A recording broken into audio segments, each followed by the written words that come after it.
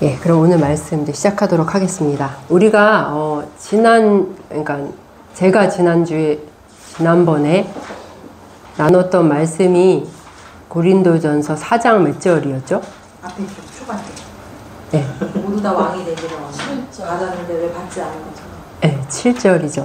예, 7절 한번 여기 앞에 제가 띄워드릴 건데 7절을 한번 다 같이 읽어보시고 나서 고개를 드시고 암송을 한번 해볼게요. 예.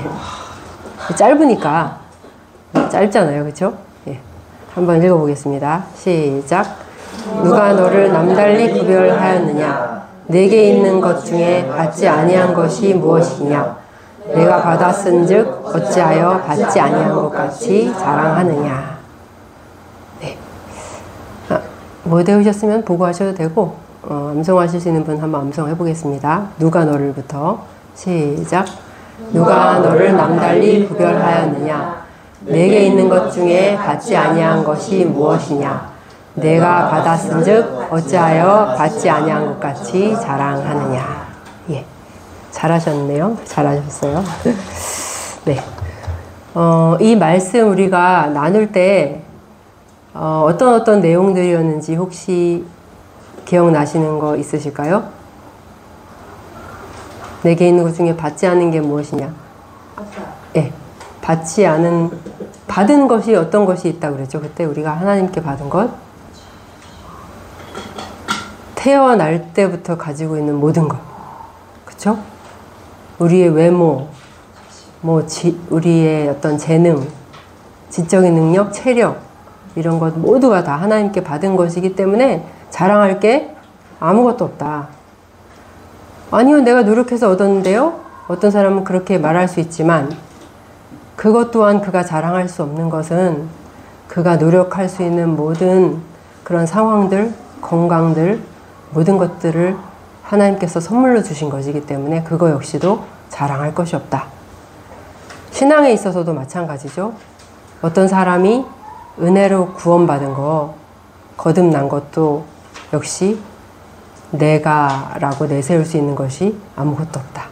또 그 사람의 신앙이 성숙해가고 성장해 나가는 것에도 모든 것이 다 하나님께서 그 마음 가운데 일하심으로 인해서 된 것이기 때문에 결국 결론적으로 뭡니까? 우리가 자랑할 것은 아무것도 없다는 것이죠. 예.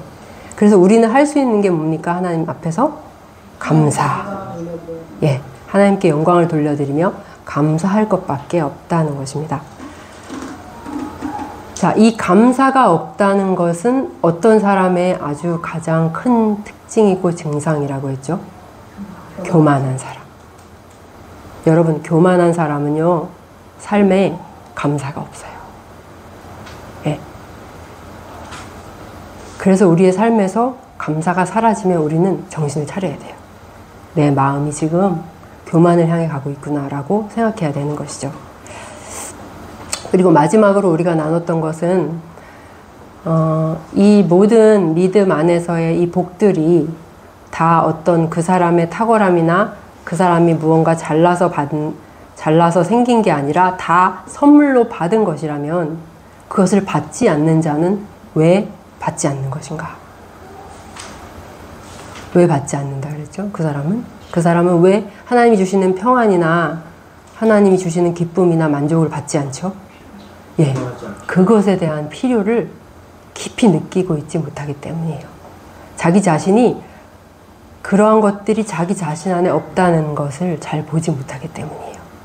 자신의 심령이 얼마나 가난한지, 얼마나 궁핍한지를 알지 못하기 때문에 받지 못하고 있는 것이다 라고 우리가 지난 시간에 나누었습니다. 예. 오늘은 이제 14절에서 17절까지인데요. 14절에서 21절까지죠. 예. 14절에서 21절까지 여러분 개역개정으로도 읽으시고 다른 번역본도 읽어보셨나요? 네. 예. 읽어보시면서 여러분이 어떤 묵상을 하셨나요? 그냥 한마디로 딱 얘기를 해보실 수 있을까요? 마음에 남았던 구절이나 하나님이 묵상하게 하셨던 어떤 내용들이 있다면 어떤 생각이 드셨나요? 14절에서 21절까지를 묵상하시면서. 끝부분이요. 예, 어떤 끝부분에 말에 있지 않고 능력이 있습니다. 하나님의 나라는 말에 있지 않고 능력이 있습니다. 20절에 이 하나님 나라는 것들이 앞에서도 계속 왜 지혜로 얘기하고 막 그러잖아요. 예전서 입장들도 계속 네네. 그런 것들이 계속 이렇게 중요하니까 뒤에 계속 나오는 것 같아서 예. 20절을 중심으로 다 생각을 해보셨다. 네, 다른 분들은 그러면은 이제 오후에 마저 나눠보도록 하고요. 우리가 사실 지난번에는 7절만 나눴지만 그 전 시간에 1절에서 13절까지를 다 나눠본 적이 있어요. 그때 제가 말씀을 준비하면서 마음에 정말 큰 찔림들이 많았고 굉장히 큰 부끄러움을 느꼈는데요. 그것은 바울이 저에게 제 앞에서 바울이 당신의 삶은 나의 삶과 참 다르군요 라고 말하는 것 같았기 때문이에요. 바울은 고린도 교회에 이렇게 말합니다.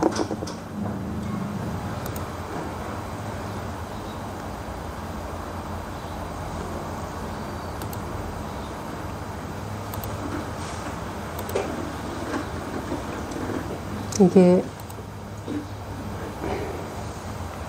8절에 보면 너희가 이미 배부르며 이미 풍성하며 우리 없이도 왕이 되었구나. 우리가 너희와 함께 왕 노릇하기 위하여 참으로 너희가 왕이 되기를 원하노라. 그리고 그 다음부터 바울은 자신을 비롯한 참된 주님의 종들의 삶과 고린도 교인들이 추구하고 있는 세속적인 삶을 하나하나 적나라하게 대조하면서 그들의 마음을 찌르고 있습니다. 예, 10절에서 이렇게 말하죠. 우리는 그리스도 때문에 어리석은 자 취급을 당하고 있는데 너희는 아주 지혜롭고 세련된 자들이로구나. 우리는 세상에서 너무나 약하고 무능한데 너희는 세상에서 사는데 아주 강하고 빠르고 능력 있는 자로구나. 너희는 세상에서 존귀한 대우를 받고 있느냐? 우리는 복음으로 인해 비천한 자로 여김받는다. 만약에 오늘날에 아프리카 어떤 오지나 이런 데서 선교하시는 선교사님이 자기가 속한 교회에 와서 다음과 같이 이야기한다면 교인들의 반응은 어떨까요? 여러분은 그렇게 좋은 집을 가지고도 여전히 남과 비교하며 더 좋은 곳에서 살지 못해 안달을 합니까? 우리는 변변한 방 한 칸이 없는 곳에서 많은 사람들이 먹고 자고 있습니다. 여러분은 영생과 천국을 위해서는 돈도 시간도 거의 쓰지 않지만 어떻게 하면 더 좋은 걸 먹을까? 어떻게 하면 더 맛있는 걸 마실까? 하는 일에는 자신의 자원을 아낌없이 쓴다고 들었습니다. 복음을 안다는 사람들이 어떻게 그렇게 세상 것에만 골몰하며 살아갑니까? 이래서야 되겠습니까? 이런 말을 듣는 청중의 얼굴 표정은 어떨까요? 요즘 사람들은 조금만 기분에 거슬리게 말해도 잘 참지를 못하는데 만약에 이런 책망을 듣는다면 붕괴한 나머지 뛰쳐나갈지도 모르겠습니다. 직장에서도 또 주변에서도 보면 사람들이 갈수록 아주 작은 꾸지람도 잘 견디지를 못하는 것 같아요. 그래서 무언가 말을 할 때 기분 나쁘지 않도록 엄청 신중하게 말을 해야 됩니다. 잘못을 지적하면 지나치게 기분 나빠하고 자기가 잘못을 하고도 억울하다면서 눈물부터 뚝뚝 흘립니다. 왜 그럴까요? 사람들의 마음이 많이 높아져 있기 때문이죠. 교만할수록 자아와 자존심이 강할수록 싫은 소리나 꾸짖는 것을 잘 견디지를 못합니다. 그러나 항상 좋은 소리만 하고 살 수는 없고 또 그것이 잘하는 것도 아니죠. 사람은 다 양 같아서 그릇 행하기 쉬운 데다가 또 매우 고집스러운 존재이기 때문입니다. 그래서 때로는 강한 질책이 필요할 때가 있습니다. 저도 부모인데요. 부모로서 자녀에게 적나라하게 말해주어야 할 때도 있습니다. 보통 때는 애들이 잘못을 해도 대체로 부드럽게 말하는 편이지만 어떨 때는 마음 먹고 따끔하게 충고를 할 때가 있어요. 사랑하는 자녀에게 상처가 될 만한 말을 하고 싶은 부모는 하나도 없을 거예요. 그런 상황은 웬만하면 피하고 싶죠. 그러나 그래야 할 때가 있습니다. 정말로 애가 정신을 못 차리고 있을 때, 더 큰 화를 불러오기 전에, 더 악화돼서 돌이킬 수 없어지기 전에 부모는 조처를 취해야 합니다. 그래서 때로 강하고 적나라한 말들로 아이를 책망하게 되는데, 이렇게 하는 이유는 당연히 사랑과 애정 때문입니다. 고린도 전서를 쓰는 바울의 마음도 이와 같았어요. 사도가 고린도 교인들에게 이런 강렬한 책망을 한 이유는 그들에게 모욕을 주려고 하거나 그들이 고개도 못 들도록 코너에 몰기 위해서가 아니라 복음 안에서 그들을 낳았던 아버지로서 바울은 이들의 심각한 잘못을 바로잡기 원했기 때문입니다. 그래서 그들이 그리스도인으로서의 합당한 자리, 그리고 하나님의 은혜가 임하는 그 자리로 속히 돌아오기를 바랬기 때문이었어요. 바울은 여기 14절에서 이렇게 말합니다.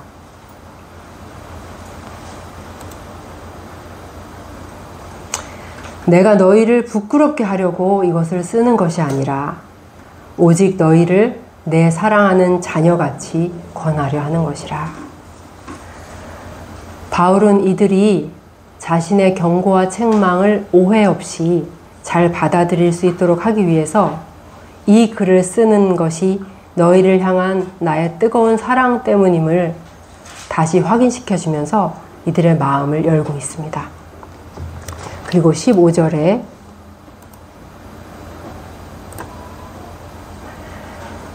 그리스도 안에서 1만 스승이 있으되 아버지는 많지 아니하니 그리스도 예수 안에서 내가 복음으로써 너희를 낳았습니다. 그리스도 안에서 1만 스승이 있으되, 여기 스승으로 번역된 헬라어 단어는 파이다고고스란 단어예요. 파이다고고스. 이 단어는 아주 어린 시절에 아이를 보통 왜 종들이 돌보잖아요. 예, 그런 종들, 아이를 돌보는 종들, 유모, 그리고 선생들을 다 총망라하는 단어입니다. 여러분이 그리스도께로 인도돼서 오늘날에 이르기까지 여러분에게도 많은 이 파이다 고고수들이 있었죠. 예. 갓 태어난 아기에게 유모가 필요하고, 그리고 성장기에 따라서 그때 맞는 선생들이 계속해서 필요한 것처럼 우리의 신앙 여정도 똑같아요. 우리 신앙 여정에도 신앙이 아주 어린 시절부터 지금까지 우리에게 도움을 주고 옳은 길로 끌어주었던 이 파이다 고고스들이 여러 명 있었을 것입니다. 그런데 이러한 선생들이 아이를 위해서 이런저런 것들을 한다고 해도 부모와 비교할 수는 없습니다. 그쵸? 부모의 사랑과 어린이집 선생님의 사랑을 비교할 수 있나요? 그리고 부모가 아이에게 끼치는 영향과 학교 선생님이 끼치는 영향 역시도 천지 차이죠. 부모는 아이를 산고 속에서 낳을 뿐 아니라 가까이에서, 때로는 멀리에서 계속해서 아이를 살피고 돌봅니다. 학교 선생님들은 1년 혹은 몇 년 동안 아이들을 돌보고 보내면 되지만 부모는 그렇지가 않아요. 부모는 부모의 일을 언제 그만두게 될까요? 부모가 죽거나 애가 죽거나, 그쵸? 죽을 때까지예요. 예.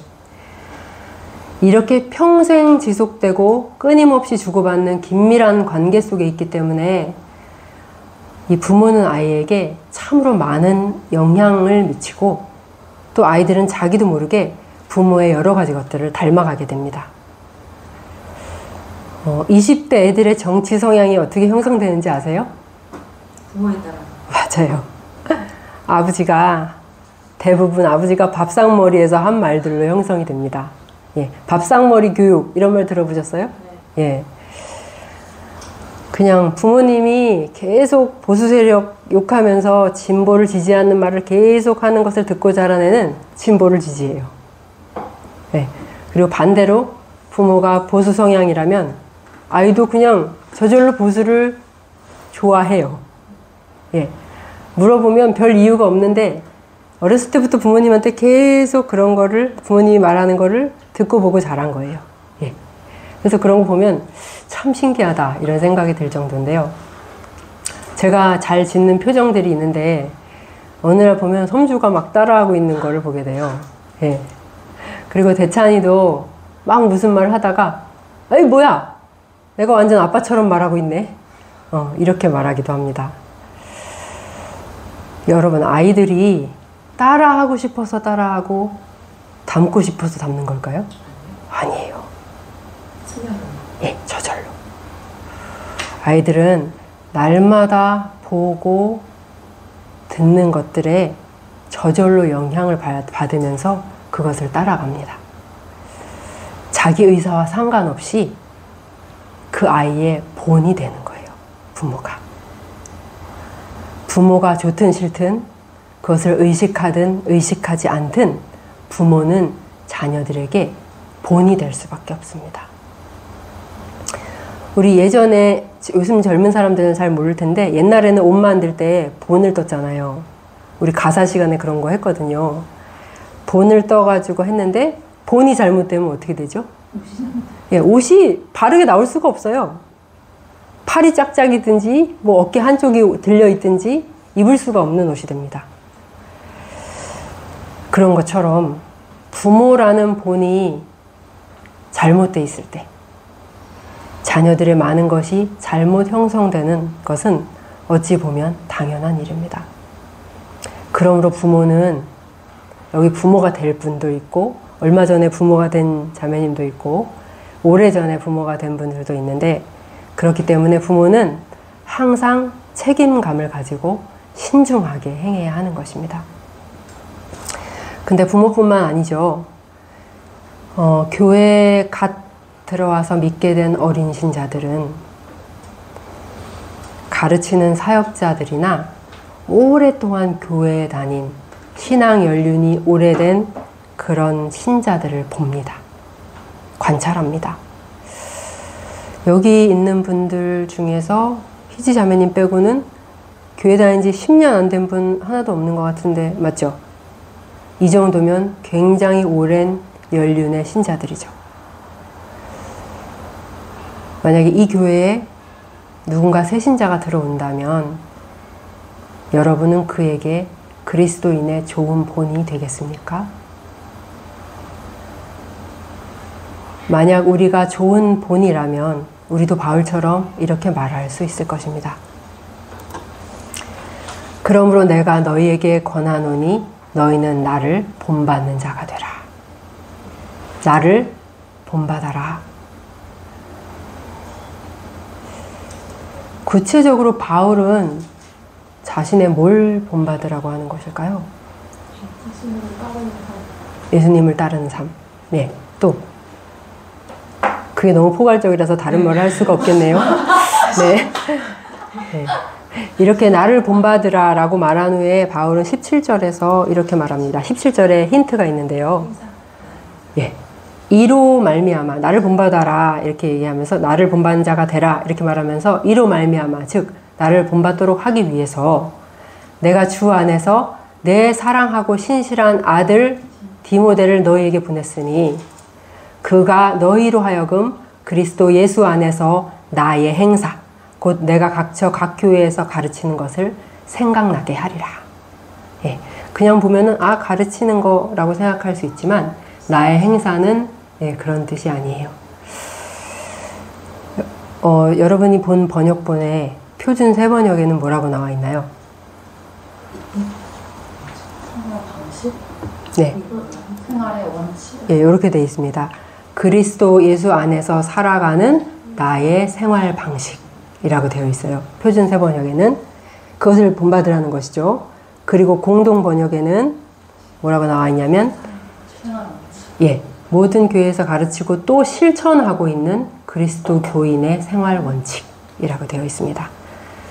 그리고 킹 제임스 성경에는 그리스도 안에 있는 나의 길들이라고 되어 있습니다. 그렇다면 나의 행사란, 본받으라고 하는 나의 행사란 구체적으로 무엇을 말하는 걸까요? 나의 삶의 모든 구체적인 모습들을 본받으라는 것입니다. 예수 안에서 살아가는 자신의 생활 방식, 자신이 실천하고 있는 그리스도인의 생활 원칙을 말하는 것이죠. 즉, 실질적인 삶의 모습을 본받으라고 하는 것이에요. 교회는 생겨났지만 당시에 고린도의 교인들에게는 제대로 된 성경도 없었어요. 그리고 그들 가운데는 예수님을 직접 본 사람도, 육신적으로 본 사람도 없었습니다. 하지만 그들은 바울을 보았습니다. 물론 그들은 바울에게 말씀을 직접 배웠죠. 그러나 우리는 이렇게 책상에 앉아서 가르침을 받을 때보다 가르치는 그 사람이 어떤 경우에 어떻게 행동하고 말하는지 그의 구체적인 삶의 모습과 행동들을 더 잘 기억할 때가 많습니다. 모태신앙인인 어떤 청년이 신앙이 아주 신실했던, 지금은 돌아가셨지만 신앙이 아주 신실했던 어머니를 회상할 때 우리 어머니는 이라고 하면서 말하는 것들은 어머님이 가르쳤던 그 가르침도 물론 있겠지만 자신이 보았던 어머니의 모습이 더 깊이 각인돼 있을 거예요. 예를 들면 어머니 책상 위에 있던 하도 읽고 읽어서 닳아버린 성경책, 그리고 새벽에 일어나서 눈을 비비면서 화장실에 갈 때마다 거실에서 들려오던 어머니의 간절한 기도 소리, 이런 것들이 아닐까요? 항상 기뻐하라는 가르침에 그치지 않고 정말로 자기 어렸을 때 좋지 않은 환경이었는데도 불구하고 늘 기쁨을 잃지 않았던, 환했던 우리 어머니의 모습, 늘 감사했던 우리 어머니의 모습, 그런 것들이 그의 마음에 더 강렬하게 남아있지 않을까요? 가르침도 매우 중요합니다만 그것이 힘을 발휘하려면 그 가르침이 삶의 현장에서 살아 움직여야 합니다. 바울은 고린도 교회에 있을 때 바로 이 그리스도인은 어떻게 사는가라는 문제에 대해서 아주 좋은 본을 보인 사람이었습니다. 바울은 단지 가르치는 사람이 아니었어요. 그는 좋은 본이었습니다. 그런데 그 바울이 떠났고 지금 고린도 교회 안에는 세상 자랑과 교만을 부추기는 가짜 교사들이 들어와서 교회를 어지럽히고 있었고 성도들의 삶은 엉망이 되어가고 있었습니다. 회심한 지 3년 이상 된 신자가 하나도 없었던 이 어린 고린도 교회에는 그리스도인은 어떻게 살고 어떻게 말하고 어떻게 행하는 사람인지 좋은 본이 되는 사람이 별로 없었어요. 이들에게는 복음의 길을 따라서 살아가는 가시적인, 눈에 보이는 좋은 모델이 필요했습니다. 그래서 바울은 내가 너희와 함께 할 때 내가 걸었던 길, 내가 너희와 함께 할 때 내가 매일매일 살고 행했던 모든 나의 삶을 잘 생각해 보라고, 다시 한번 기억해 보라고 말하고 있는 것입니다. 내가 지금 갈 수 없어서 나 대신에 디모데를 보내니 신실한 내 아들 디모데가 가면 나와 같은 본을 보일 것이다. 그래서 디모데로 인해서 너희는 내가 그때 가르치고 행했던 모든 것들이 다시 기억나게 될 것이다 라고 말하고 있는 것입니다. 그런데 교회 안에 좋은 본이 필요하다는 것은 그 당시 고린도 교회에만 해당되는 일일까요? 결코 그렇지 않죠. 현대의 기독교인들에게도 좋은 본이 너무나도 필요합니다. 현대 교회 안에, 그리고 그리스도인의 가정 내에 이것은 너무너무 필요합니다. 단순히 진리를 잘 가르치는 것만으로는 부족합니다. 우리에게는 본이 필요합니다. 배우는 교리만이 아니라 눈에 보이는 교리가 필요합니다. 지금의 교회들 안에 저렇게 사는 것이 참 그리스도인의 삶이구나 라는 것을 보여주는 좋은 본들이 얼마나 많이 있을까요?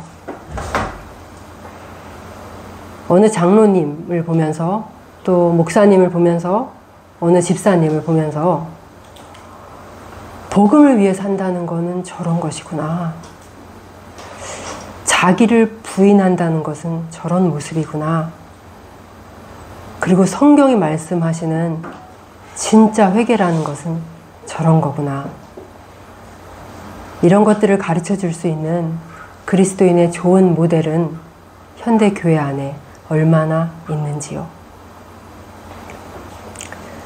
우리 그리스도인의 가정은 어떻습니까? 세상이 주는 안락함과 우리 그리스도인들의 가정 안을 돌아보기를 원합니다. 우리의 가정은 어떤가?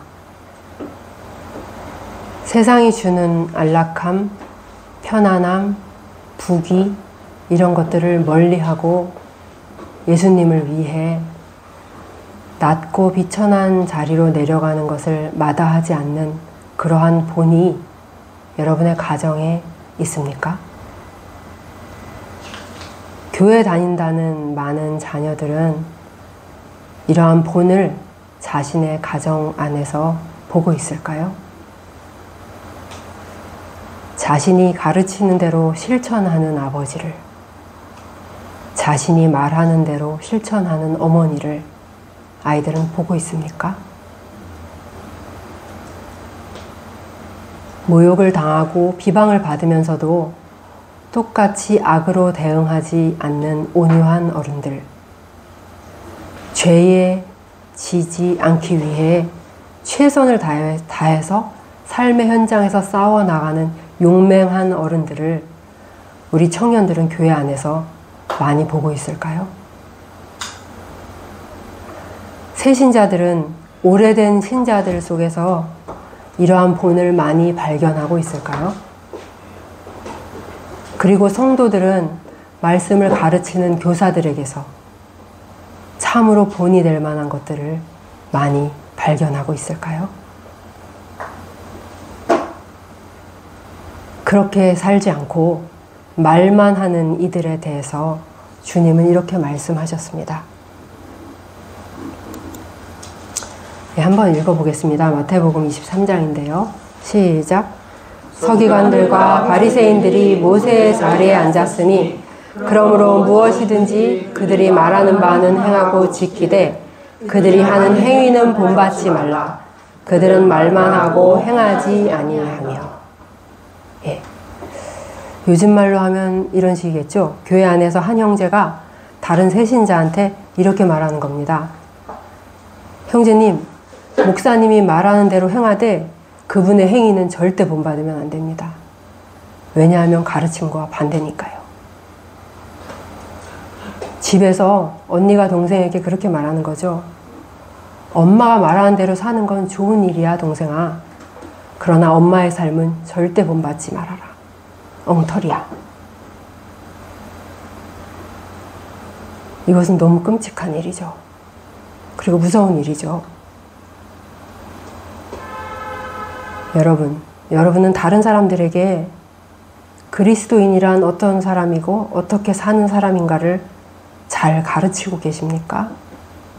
그것은 가치 있는 일입니다. 그러나 가르침만으로는 안 됩니다. 그것만으로는 부족합니다. 일상 속에서, 여러분의 일상 속에서 그리스도인의 삶을 실제로 보여줄 눈에 보이는 산 모델이 필요합니다. 좋은 본이 필요해요. 성결한 삶과 거룩한 행실로 좋은 본이 되어서 우리의 후배들에게, 아이들에게, 그리고 어린 신자들에게 나처럼 기도하십시오. 나와 같이 말씀을 대하십시오. 나처럼 하루를 사십시오. 나처럼 말하고 나처럼 행하세요. 나처럼 열심히 복음을 전하세요. 라고 말할 수 있어야 합니다. 지연자매, 섬주자매, 대차형제님도 경석이나 경준이나 주일학교 아이들 같은 후배들이 있죠. 그 아이들에게 얘들아, 나를 본받아 살아라. 그러면 하나님이 기뻐하시는 그리스도인이 될 거야. 라고 말할 수 있어야겠죠. 아멘. 우리는 무엇이 돼야 됩니까? 양무리의 본이 되어야 하고, 또 말과 행실과 사랑과 믿음과 정절에 있어서 믿는 자에게 본이 되어야 하며, 범사에 항상 우리 자신이 선한 일에 본을 보이며 교훈에 부패하지 아니함과 단정한 생활과 책망할 것이 없는 바른 말을 해야 한다 라고 성경은 우리에게 말씀하고 계십니다. 우리가 좋은 본이 돼서 하나님의 아름다운 덕을 세상에 선포하고 정말로 많은 영혼을 그리스도께로 인도하는 자가 되기를 원합니다. 여러분 안에 이 소망과 갈망이 날이 갈수록 더 커지기를 소망합니다.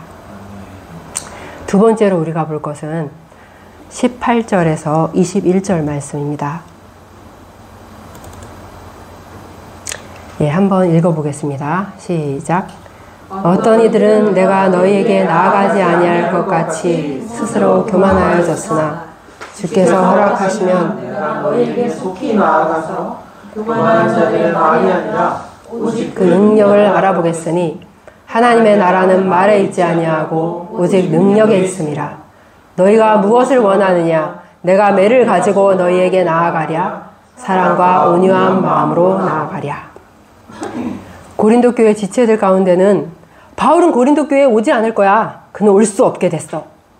이런 말들을 퍼뜨리면서 더욱 기고만장해져 있는 이들이 있었습니다. 이들은 지도자 그룹에도 있었고 또 다른 성도들 가운데도 있었습니다. 이들은 이렇게 생각하며 우쭐거렸습니다. 지금식으로 말하면 대충 이런 걸 거예요. 바울은 언제나 투박하고 거친 말투로 십자가 얘기만 해. 입만 열면 예수님 얘기라고. 근데 그거 누구나 다 알고 있는 얘기 아니야?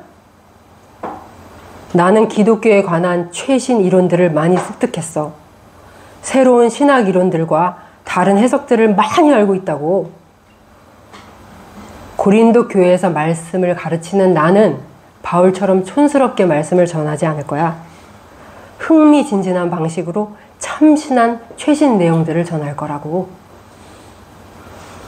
그들에게 바울은 뭐라고 말합니까? 오, 그래? 그렇다면 한번 붙어볼까? 하나님께서 허락하시면 내가 속히 너희에게 가겠다.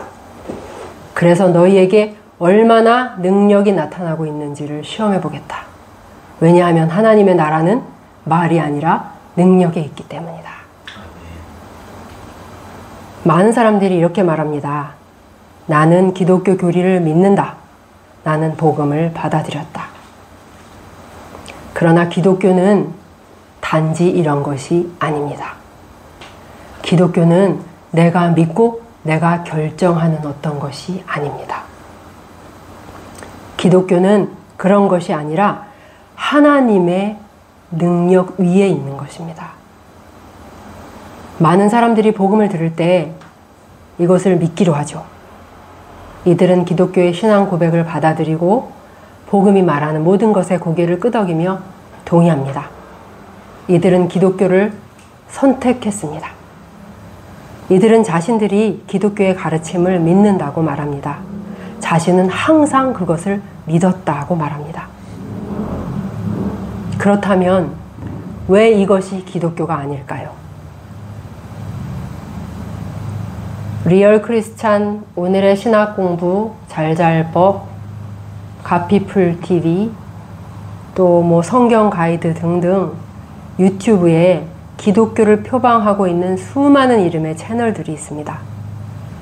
수많은 말들과 주장들과 신학 이론들이 넘쳐납니다. 다른 거 다 빼고 기독교에 관한 담론만 듣는다 해도 하루 종일 그걸 듣는다 해도 아마 100분의 1도 듣지 못할 겁니다. 그러나 이 말 많은 세상, 화려한 이론과 언변에 사로잡혀 있는 교회를 향해 사도는 이렇게 말합니다. 하나님의 나라는 말에 있지 않다. 그 나라는 오직 능력에 있다. 교회 일에 아주 열심인 교인들이 많죠. 그렇죠? 교회 모든 예배에 다 참여하고 공부랑 공부마다 빠지지 않고 참여합니다. 코로나로 교인 수가 많이 줄었다고는 하지만 여전히 이렇게 교회 일에 열정과 열심이 가득한 교인들이 많이 있습니다. 그렇죠?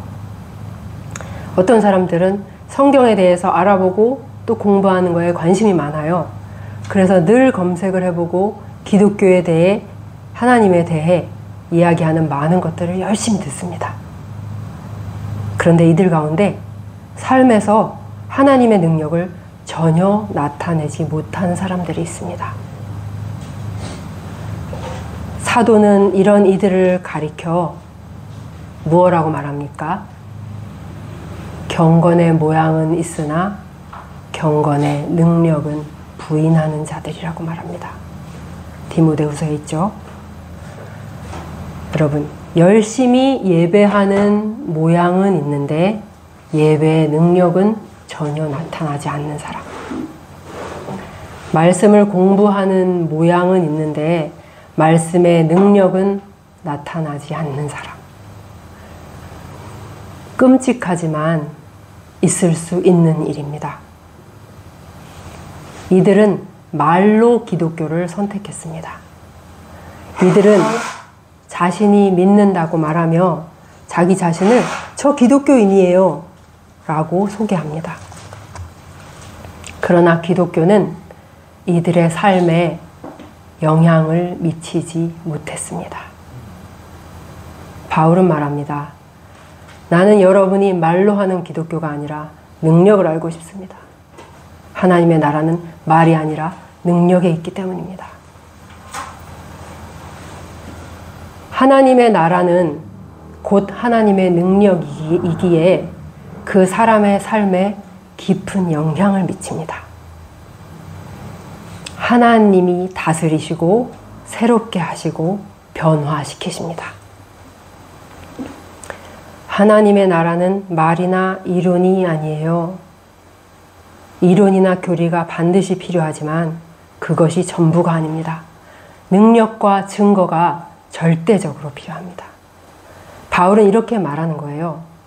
저는 여러분의 말에 관심이 없습니다. 여러분이 어렸을 때부터 교회에 다녔다는 것을 이야기하고 또 교회 중에서 많은 것들을 나누고 큰 지식을 이야기한다는 것을 잘 알고 있습니다만 제가 알고 싶은 것은 따로 있습니다. 여러분은 어떤 사람입니까? 여러분의 생활은 어떠한가요? 여러분은 다른 사람에게 어떤 능력을 미치고 있습니까? 여러분의 삶에 생명의 능력이 있나요? 우리는 바른 것을 믿을 수 있을 뿐 아니라 옳은 것들에 대해서 많은 이야기들을 나눌 수 있습니다. 그러나 사도는 말합니다. 저는 거기에 전혀 관심이 없습니다. 말이 아니라 능력이기 때문입니다. 이 시대를 보십시오. 여기저기 서점마다 기독교와 설교에 관한 수많은 책들이 출판되고 기독교에 관한 이런 이론 저런 교훈 가르침들이 사방에 넘쳐납니다. 그런데 그 속에 능력이 있습니까? 기독교에 대해 말은 많이 하지만 정작 기독교가 무엇인지를 삶으로 보여주지 못하는 사람들에게 세상은 실증이 났고 등을 돌렸으며 이제는 조롱을 합니다. 며칠 전에 신발가게 사장님에게 전도지를 주면서 설명드렸더니 나는 이런 거짓말 안 믿어요. 안 읽을 테니까 가져가시오. 이렇게 말씀하시길래 사장님 근데 뭐가 거짓말이라는 말씀인가요? 라고 여쭈었더니 목사들은 다 거짓말쟁이라고 그렇게 말하시더라고요. 사람들은 주일에는 그리스도인이지만 평일에는 그리스도인이 아닙니다. 말로는 기독교인이라고 하지만 삶에는 기독교가 없습니다. 복음을 말하지만 복음대로 살지 않습니다. 세상은 우리에게 묻습니다. 대체 너희의 증거가 어디 있느냐? 너희의 능력이 어디 있느냐? 너희의 행위가 어디 있느냐? 여러분, 이것은 너무나 정당한 비판입니다. 많은 사람들이 가짜 기독교를 보고 식상했고 고개를 절레절레 흔들고 있습니다. 그러나 참 기독교는 그런 것이 아닙니다. 기독교의 메시지만큼 개개인의 삶과 세상 역사에 큰 영향을 미치는 것은 없기 때문입니다. 복음서와 서신서들에서도 우리는 그런 일을 많이 볼 수 있지만 교회사에서도 이런 일들이 많았습니다. 십자가에 못 박히신 예수 그리스도를 가감없이 전했을 뿐인데 그 결과 마을의 모든 술집이 온통 텅텅 비어버렸다는 이야기를 우리는 종종 전해 듣습니다. 복음은 사람을 바꾸고 때로 그 도시 전체를 뒤집어 놓습니다. 식인종이 사는 부족에 가서 복음을 전한 선교사들이 있었습니다. 어제까지 사람을 죽여서 구워 먹던 이들이 이 모든 잘못된 관습을 버리고 그리스도께로 돌아와서 전혀 다른 삶을 삽니다. 뉴욕의 할렘과 뒷골목에 마약과 매춘이 판치는 곳에 데이빗 윌커슨이라는 젊은 목사가 복음을 가지고 들어갔습니다. 그리고 마리화나와 헤로인에 취해서 비틀거리는 아이들에게 복음을 전하기 시작했습니다. 아이들이 절대로 변할 수 없어 보였던 아이들이 하나 둘씩 너무나 놀랍게 변화되기 시작했습니다. 그 중에는 마리아라고 하는 여자아이도 있었어요. 어느 날 인적이 끊긴 맨하탄의 거리를 걷고 있는데 예전에 갱단에서 같이 활동했던 3명의 소녀들이 다가왔습니다. 그들은 마약을 살 돈을 내놓으라며 마리아를 구타하기 시작했습니다. 마리아의 싸움 실력은 그 일대에서 아주 잘 알려져 있을 정도였는데 마리아는 끝까지 그들을 공격하지 않았습니다. 한 소녀가 칼을 빼어들었고 옆구리에 칼날이 들어오는 것을 느꼈을 때 마리아는 기도하기 시작했습니다. 소녀들은 지갑을 뺏어 들고는 킬킬거리며 달아났습니다. 그날 밤 집에 들어와 찔린 곳을 소독한 마리아는 아이처럼 평안히 잠이 들었습니다. 윌커슨 목사가 이 마리아를 마지막으로 보았을 때 그는 3명의 아이의 엄마였고 히스패닉 신학교에 들어가기 위해서 푸에르토리코로 떠날 준비를 하고 있었습니다. 한 자리에서 헤로인 주사를 3대를 맞아야지 금단 증상이 없고 위스키를 한 병 또 다 마신 후에 상대 깽단의 소녀를 죽이러 간다고 말하던 그 마리아는 이제 완전히 사라졌습니다. 하나님의 나라는 능력입니다. 참된 기독교는 하나님의 능력이기에 개개인의 삶과 행동에 깊은 영향을 미칩니다. 단지 듣고 믿는다고 말하는 것이 전부가 아닙니다. 이것은 우리가 행하게 되는 어떤 것입니다. 우리가 기독교를 선택하는 것이 아니라 기독교가 우리를 사로잡는 것입니다. 강한 능력이 우리에게 임하고 우리에게 무언가를 행하시며 우리를 과거의 자리에서 새로운 자리로 옮기십니다. 이것이 바로 하나님의 나라는 말에 있지 아니하고 오직 능력에 있다라고 바울이 말한 바의 의미입니다. 하나님의 나라는 그분이 친히 오셔서 사람들을 사탄의 나라에서 구해내서 그분의 나라로, 그분이 통치하시는 곳으로 옮기시는 것입니다. 그 나라는 능력과 함께 오며 능력으로 임하는 나라입니다. 능력으로 선포되는 하나님의 나라는 제일 먼저 사람들로 하여금 죄를 깨닫고 두려움에 떨게 합니다. 여러분은 심판을 생각하면서 하나님 앞에서 떨어본 적이 있습니까? 여러분은 자기 자신이 잃어버린 영혼이라는 것을 깨달은 적이 있습니까? 오순절에 베드로가 설교했을 때 사람들은 마음이 찔려서 뭐라고 외쳤죠? 형제들아, 우리가 어찌할꼬? 베드로가 말하고 있는데 이들은 갑자기 자신들에게 말씀하시는 하나님의 음성을 들은 것입니다. 너희가 그리스도를 십자가에 못 박았다. 그게 바로 너다. 그들은 친히 말씀하시는 하나님의 음성을 들었고 자신들의 손이 그리스도의 피로 흥건히 젖어 있다는 사실을 깨달았습니다. 그들은 두려움에 사로잡혀 어쩔 줄을 몰랐습니다. 심판이 내 눈앞에 있습니다. 형제들이여, 우리가 어떻게 해야 합니까? 그들은 이구동성으로 두려움 가운데 떨며 베드로에게 나왔습니다. 그리스도를 선포한 그날 3,000명이 돌이켜 변화되어 하나님의 교회에 들어왔습니다. 사도행전 16장에는 세상 사람들이 그리스도인들에 대해서 이렇게 말하는 것을 볼 수 있습니다. 천하를 어지럽히던 자들이 여기에도 이르렀다.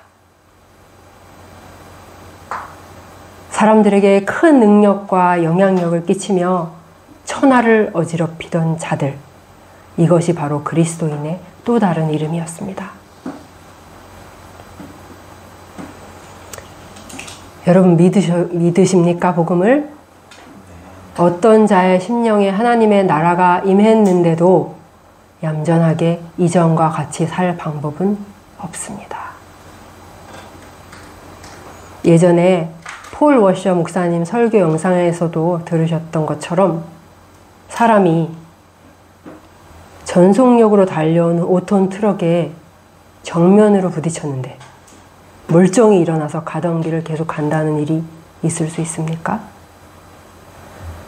만약에 그가 멀쩡히 일어나서 그 길을, 그 살던 삶을 계속 가고 있다면 그는 하나님의 5톤 트럭에 부딪힌 적이 없는 사람일 것입니다. 기독교는 철학이 아니며 좋은 조언도 아니고 어떤 권고도 아닙니다. 기독교는 놀라운 능력이며 살아계신 하나님의 능력입니다.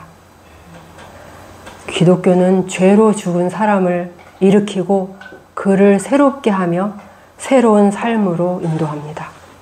이것이 하나님의 나라입니다. 그러므로 여기 우리 스스로에게 해야 할 질문들이 있습니다.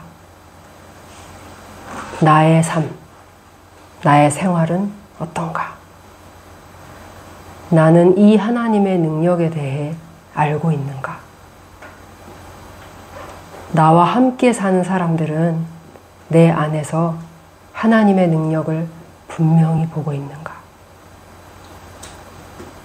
내 삶이 하나님의 능력을 보여주고 있는가?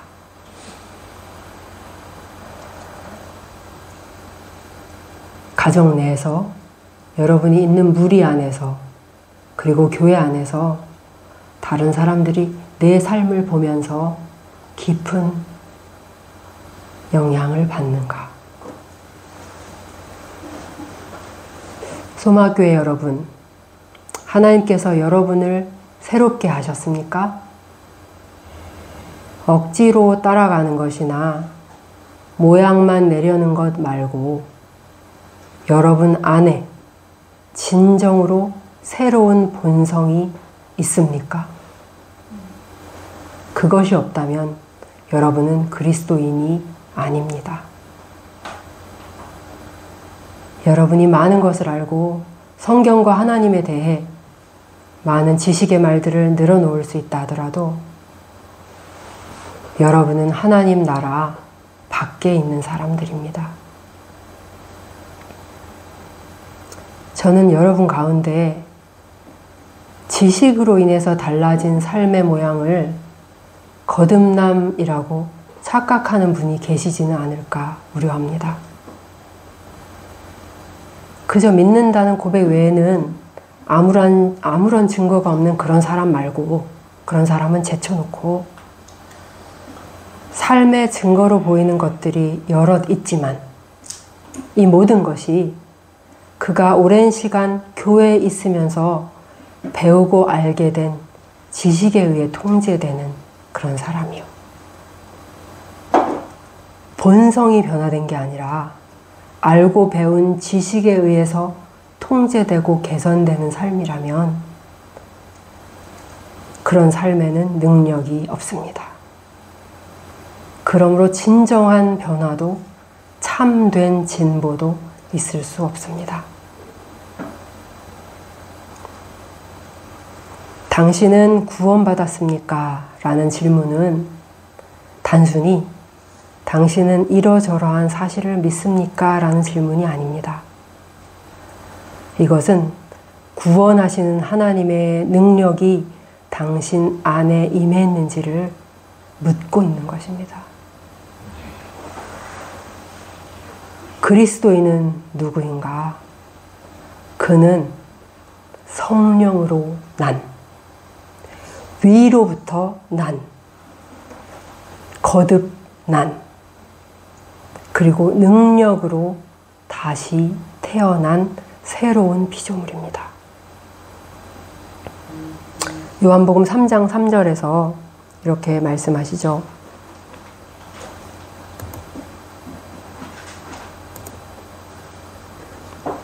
여기 제가 안 띄었나 봅니다.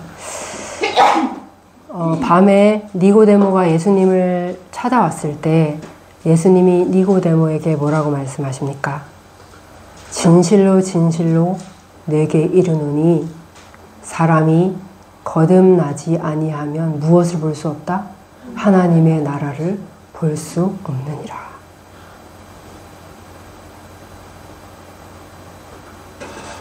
거듭난 심령 안에 하나님의 나라가 임합니다. 그리고 그 나라는 곧 하나님의 능력입니다.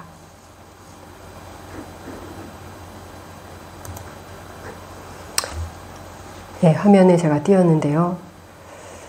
하나님의 나라는 곧 하나님의 능력입니다. 능력이 그 안에 임하여서 그를 변화시키는 것입니다. 기독교는 단지 지적인 것이 아니며 말이 아닙니다. 기독교는 능력입니다.